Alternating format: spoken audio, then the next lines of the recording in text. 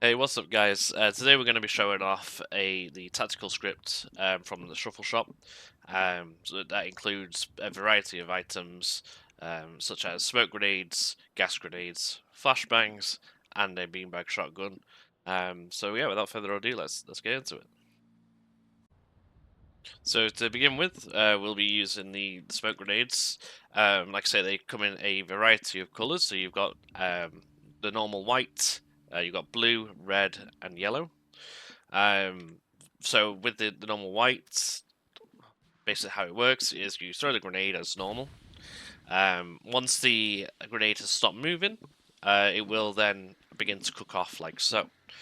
Um, After it's cooked off, it then creates a bigger smoke screen, in which can be configured, so you can choose the scale, the size, the time that it's, the duration that it is actually up, as well as you can change that if you don't like the small little sort of cook-off time with that initial spray, just like so. You can change that as well to just be sort of an instant smoke effect. Like I say, it does come in 3 different colours. So you have your blue, red, and yellow. More will be added to as we go, but you can actually configure these and add yourself and change the colours of them. So, for example, if you didn't like the colour of the yellow, you wanted a more deep yellow, or whatever it may be, you can change the colour of that in the config. All the smoke grenades behave similar. Again, the scale and the size can be determined by you in the script. They do have a 3D effect, which can be turned on and off. What this basically means is that the way that the particles behave usually is just a flat screen. What we've done is we've created a 3D effect that can be turned on or off depending on whether you want just a flat smoke screen or whether you want sort of a big cloud effect like so. For the demonstration, we do have it turned on. So next up, we do have the gas grenades. They work very similar to the smoke grenades. However, they do have their own radius and effect that they cause upon the player. Again, you just throw them like so. The grenade will come to a halt and initiate the kickoff of the gas. Again, all durations and distances can be configured. So if you didn't like how long it takes for the initial cook-off to happen, you can choose that for yourself. If we walk into the gas cloud that's generated, our screen will start to blur, our vision will get distorted. The longer that we're in it, the more distorted it becomes. And as soon as we leave the gas area, it starts to go back to normal. Again, the durations can be configured to your liking. The important thing to note about the gas grenades is that we do have our own mask system, which can be configured on your own liking.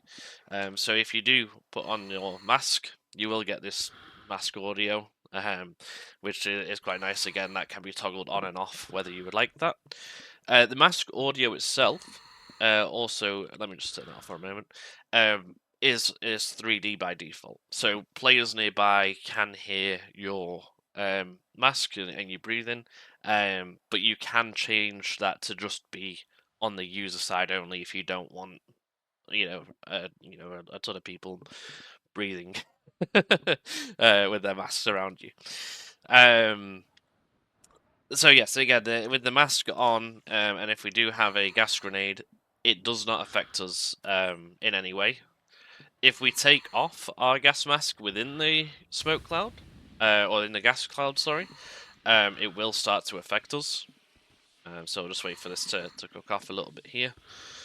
But as you can see, the screen effect isn't getting applied to ourselves because we have the mask on. The mask can be added as an item if you prefer it to be an item, but by default, you choose which masks are basically immune to the gas. We've included all the basic GTA gas masks, But if you want to add any custom ones, if you've got any custom clothes that you want to be able to, be immune to that, you can just add so in the config. So next up, we do have the flashbangs. How the flashbangs behave, again, very similar to how all the other grenades have behaved so far. You will throw your flashbang. Now, this does actually use a system to detect whether you are facing the flashbang or whether you're in range, by basically or on top of it, basically. If you are not facing the flashbang, it will not apply the effects to you. If you are, then it will. If you're within the range set again in the config. So if we again just throw this, you'll see the effect that we get. So you get a nice little flash there. The screen turns to black. Slowly, again, this duration can be chosen by you in the config on how long the blackout effect is for, how long this duration lasts for as well, of the actual effects. You can see that it distorts you, it shakes the screen a bit, so you're going to find it a little bit harder to responding in combat if you do get flashed. So we'll just wait for these effects to wear off, and then I will show you the other side of if we do throw a flashbang and we're not facing it, you'll see that we don't get flashed, but we'll still see the sort of the effect of the grenade. If I throw the flashbang and face away from it, I shouldn't get flashed. So we'll throw the flashbang, we'll face our way, and it is important to note it goes off your actual player heading rather than your actual screen. So if your screen's looking at it, that's fine. But if your player isn't looking at it, then it won't flash you. The same thing goes for objects. So if we do throw a flashbang behind a wall, and then take cover behind the wall, you can see that we don't get affected by that because we are protected by the cover. And the last thing that is included within the script currently is the beanbag shotgun. It is a single loading shotgun which actually shoots a projectile rather than the other. I know that there is other scripts out there for beanbag shotguns. They're sort of instant hit and they apply a taser effect. This one actually does ragdoll the player with a bit of force, so it's a bit more natural. But as you can see, it does have a travel time, and you can actually avoid this if you're quick enough. All of this again can be configured within the actual weapon file itself.